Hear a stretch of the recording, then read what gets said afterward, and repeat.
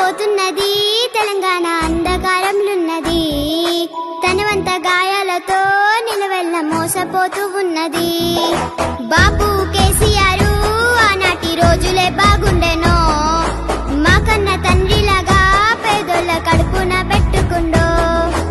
ఆగమైపోతున్నది తెలంగాణ అంధకారంలున్నది, తనవంత గాయాలతో నిలవెల్ల మోసపోతూ ఉన్నది.